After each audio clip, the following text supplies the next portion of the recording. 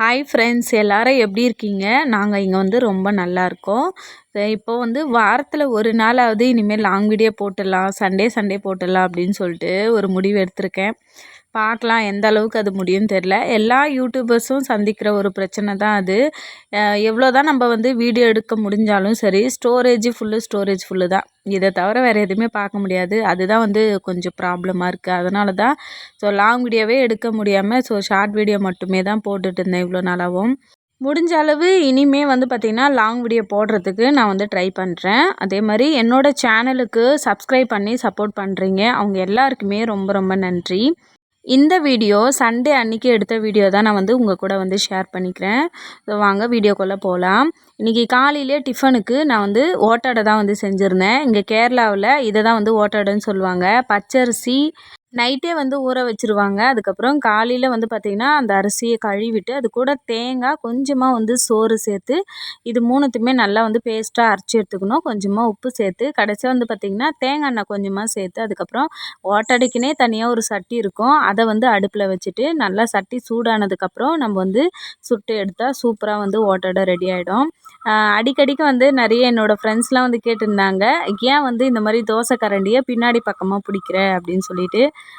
அது வந்து எங்கள் வீட்டில் வந்து பார்த்திங்கன்னா அந்த மாதிரி பண்ணுறாங்களா, இந்த மாதிரி எடுக்கும்போது எனக்கும் ஈஸியாக இருக்குது. அதனால் எனக்கும் வந்து பழக்கமாகிடுச்சு. அதனால் இந்த தோசை முன்னாடி எடுக்கிறது போல் இந்த பின்னாடி சைடு எடுக்கிறது தான் வந்து கரெக்டாக இருக்குது. இதுக்கு குழம்பு எப்போவுமே வந்து நாங்கள் முட்டைக்கறி தான் வந்து செய்வோம். எங்கள் வீட்டுக்காரரும் அப்படி தான் கேட்பாரு.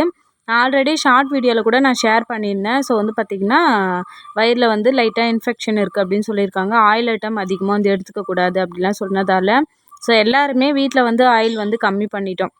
அதனால் எண்ணெயே இல்லாமல் எப்படி செய்யலாம் அப்படின்ற ஒரு பிளான் தான் வந்து போயிட்டுருக்கு.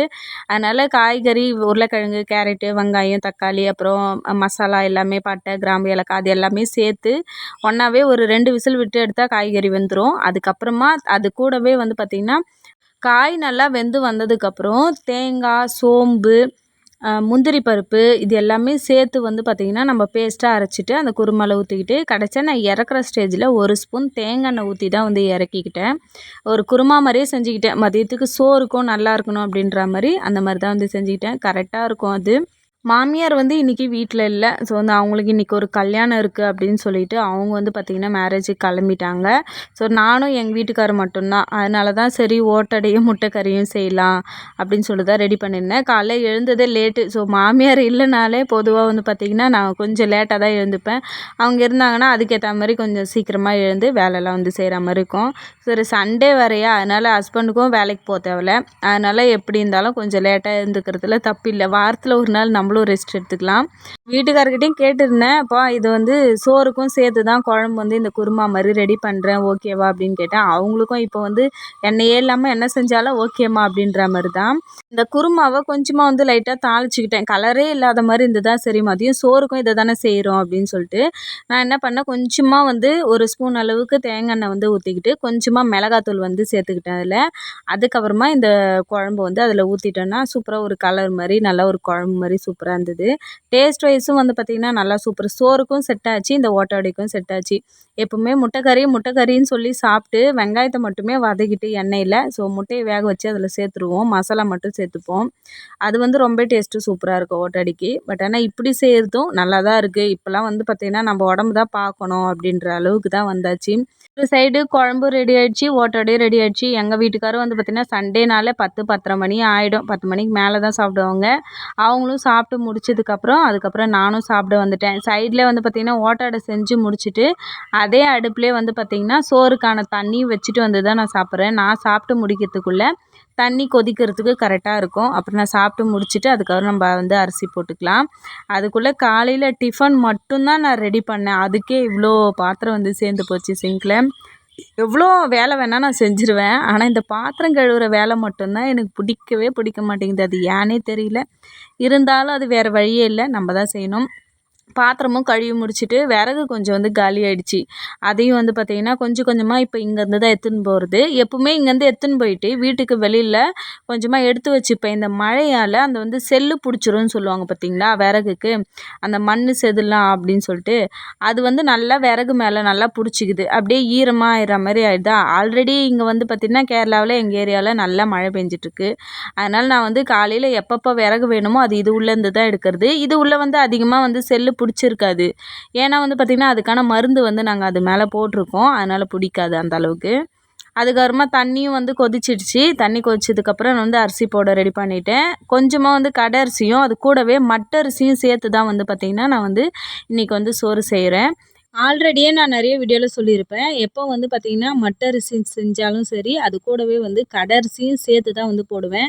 தனியாக மட்ட அரிசி மட்டும் சேர்த்து செஞ்சால் டேஸ்ட் வந்து இல்லாத மாதிரி இருக்கும். அதனால் கடை அரிசியும் சரி மட்ட அரிசியும் சரி கரெக்டான அதே ஒரு 2 மணி நேரம் 2 மணி நேரத்துக்கு மேலே அவ்வளோதான் வேகும். அதனால தான் வந்து 2 அரிசியும் சேர்த்து வந்து வேக வச்சுப்பேன்.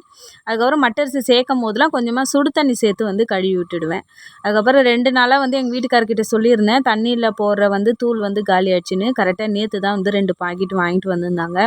அதையும் வந்து பார்த்திங்கன்னா அப்படியே கையோட ஒரு பாக்ஸ்லேயும் போட்டு வச்சுட்டேன். இது ஆல்ரெடி நிறைய பேருக்கு தெரிஞ்சிருக்கும். இந்த தூள் பேர் வந்து பார்த்திங்கன்னா இங்கே கேரளாவில் பதிமுகம் சொல்லுவாங்க.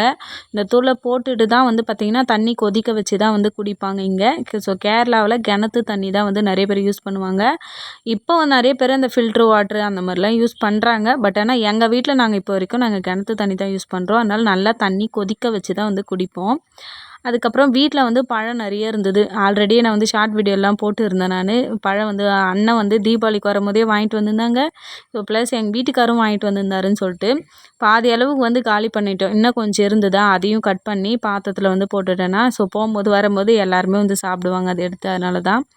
அதுக்கப்புறம் இது எல்லாம் உள்ள வேலை வந்து செஞ்சு முடிச்சுட்டு சோறுக்கு வந்து அரிசி வந்து போட்டுட்டேன். அது வேகிறதுக்கு எப்படி இருந்தாலும் 2 மணி நேரத்துக்கு மேலே ஆகும். அது ஒரு பக்கம் விட்டுட்டு வெளி வேலை செய்ய வந்துட்டேன். ஸோ துணி துவைக்கிறது, வாசல் பெருக்கிறது அந்த மாதிரிலாம். நம்ம ஊர் மாதிரி இங்கே கோலம்லாம் எதுவும் போட தேவையில்ல.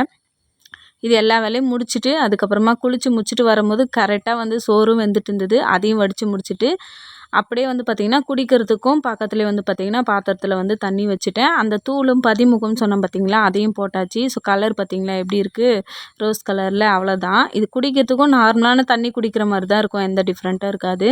காலையிலேயே ஓட்டாடிக்கு குருமா செஞ்சுருந்தோம்ல, அதையே வந்து பார்த்திங்கன்னா மதியம் சோறுக்கும் வந்து சாப்பிட்டுக்கலான்னு விட்டுட்டோம்.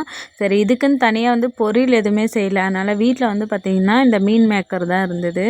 அதையே வந்து சிம்பிளாக வறுத்துடலாம். ஏன்னா எனக்கும் சரி எங்கள் வீட்டுக்காருக்கும் சரி 2 பேருக்குமே இது ரொம்ப பிடிக்கும். நிறைய ஷார்ட் வீடியோவில் கூட நான் சொல்லியிருக்கேன். இது நான் சிம்பிளாக தான் வறுப்பேன் எப்போவுமே. அதாவது மீன் மேக்கரை வந்து சுடு தண்ணியில் போட்டுட்டு அந்த தண்ணி இல்லாமல் சுத்தமாக பிழிஞ்சு எடுத்துக்கிட்டு அது கூடவே வந்து பார்த்திங்கன்னா சிக்கன் மசாலா தூள், அதுக்கப்புறம் உப்பு, அவ்வளோதான். இது எல்லாத்தையும் சேர்த்துட்டு நல்லா வந்து மிக்ஸ் பண்ணிவிட்டு ஒரு பாத்திரத்தில் 1 ஸ்பூன் தேங்காய் எண்ணெய் தான் நான் வந்து சேர்த்துருக்கேன். அதுக்கப்புறமா இந்த மிக்ஸ் பண்ணி வச்ச மீன் மேக்கர் வந்து அதில் சேர்த்துட்டு அதுக்கப்புறம் கொஞ்சமாக வந்து கருவேப்பிலை வந்து நான் சேர்த்துக்கிட்டேன். அப்படியே நடுவில் வந்து நம்ம கலரி விட்டுகிட்டே இருந்தோம்னா இந்த மாதிரி கலர் சேஞ்ச் ஆகி அப்படியே ஒரு வறுவல் பதத்துக்கு வந்துடும். சிக்கன் மசாலாவுக்கு பதிலாக நீங்கள் வேணால் கூட மட்டன் மசாலா கூட சேர்த்து கூட நீங்கள் பண்ணலாம். ரொம்ப டேஸ்ட்டு சூப்பராக இருக்கும். எப்போவுமே சண்டேனாலே நம்ம ஊர்லலாம் வந்து மீன், சிக்கன் அந்த மாதிரி இருக்கும். எப்போவுமே வந்து பெரும்பாலும் எங்கள் வீட்டில் வந்து பார்த்திங்கன்னா வெஜ்ஜு தான் இருக்கும். அதே மாதிரி ஊறுகாய், அப்பளம் இது எல்லாமே இருக்கும். ஆனால் வந்து இப்போலாம் நாங்கள் ஊறுகாய், அப்பளம் வந்து அதிகமாக சாப்பிட்றதும் கிடையாது. அதனால் சோறு, காலைல வச்ச குருமா குழம்பு, அதுக்கப்புறம் மீன் மேக்கர் இது மட்டும்தான் வந்து வச்சு நான் மதியம் சாப்பிட்டேன். காலையில் வச்ச குருமா குழம்பையும் மதியம் சோறுக்கும் வந்து சேர்த்து சாப்பிட்டுக்கிட்டோம். அப்போ வந்து பார்த்திங்கன்னா அதையே வந்து நைட்டுக்கும் வச்சா அவ்வளோதான், நம்மளை சும்மா விட மாட்டாங்க. அதனால் வீட்டுக்கு வெளியிலே வந்து பார்த்திங்கன்னா இந்த மஞ்சள் பூசணிக்காய் வந்து பார்த்திங்கன்னா நான் விதை போட்டு வச்சுருந்தேன். அது இன்னும் காய் வரல. நான் இதுக்காட்டியே சொல்லி தான் வச்சுருந்தேன், நீ காய் கொடுக்கலனா கூட பரவாயில்ல, இலை மட்டுமாவது கொடுன்னு சொல்லிட்டு. ஸோ இந்த இலையே வந்து பார்த்திங்கன்னா முருங்கைக்கீரையே நாங்கள் அடிக்கடிக்கு வந்து தாளிப்பு மாதிரி செஞ்சு சாப்பிடுவோம். அதே மாதிரி தான் வந்து இதையும் தாளிப்பாங்க. ரொம்ப டேஸ்ட்டு சூப்பராக இருக்கும். இலை வந்து இதில் கொஞ்சம் கம்மியாக இருந்தது. அதனால் இன்னும் கொஞ்சம் அதிகமாக வரட்டும்னு சொல்லிட்டு அப்படியே விட்டு வச்சுருந்தேன். அது கரெக்டாக வந்து பார்த்திங்கன்னா இன்றைக்கி வந்து உதவிடுச்சு. இதுக்கு முன்னாடியே வந்து பார்த்திங்கன்னா மாமியாருக்கு சளி பிடிச்சிருக்குன்னு சொன்னாங்க. அதுக்கப்புறம் துளசி இலைலாம் சேர்த்து ஒரு சுக்கு காப்பி வந்து ரெடி பண்ணி கொடுத்துட்டேன். அதுக்கப்புறமா தான் நான் வந்து இந்த குழம்பு வந்து ரெடி பண்ணியிருந்தேன். எப்போவுமே தாளிப்புக்கு சின்ன வெங்காயம், பச்சை மிளகா, அதுக்கப்புறம் பூண்டு இது எல்லாத்தையுமே சின்ன சின்னதாக கட் பண்ணி அதுக்கப்புறம் ஒரு பாத்திரத்தில் கொஞ்சமாக வந்து தேங்காய் எண்ணெய் சேர்த்துக்கிட்டேன். இந்த கட் பண்ணது எல்லாத்தையுமே சேர்த்துட்டு நல்லா பொன்னிறமாக வதங்கி வந்ததுக்கப்புறம் அதுக்கப்புறம் நம்ம வந்து முருங்கைக்கீரை எப்படி காம்பு எடுத்துகிட்டு இலை மட்டும் சேர்ப்போமோ அதே மாதிரி தான் இந்த காம்பெலாம் எடுத்துகிட்டு அந்த இலையை மட்டும் சேர்த்துட்டு நல்லா வதக்கி விட்டுட்டு நம்ம சோறு வடித்த தண்ணி இருந்தால் சேர்த்துக்கலாம். அப்படி இல்லைனா நம்ம வந்து பச்சை தண்ணியே சேர்த்துட்டு இதை வந்து ஒரு 5 நிமிஷத்துக்காவது கொதிக்க விடணும். அவ்வளோதான், சூப்பராக வந்து நம்ம மஞ்சள் பூசணிக்காவோட இலை குழம்பு ரெடி ஆயிடுச்சு. அவ்வளோதான், சண்டே ஃபுல்லாகவே காலையிலேருந்து ஈவினிங் வரைக்கும் நான் என்னென்னா செஞ்சேனோ அது எல்லாமே வந்து பார்த்திங்கன்னா வீடியோ போட்டேன். இவ்வளோ நேரம் என்னோடய வீடியோவை பொறுமையாக இருந்து பார்த்ததுக்கு ரொம்ப ரொம்ப நன்றி. அவ்வளோதான், இந்த வீடியோ பிடிச்சிருந்தா லைக் அண்ட் சப்ஸ்கிரைப் பண்ணிக்கோங்க. வீடியோ பார்த்ததற்கு நன்றி.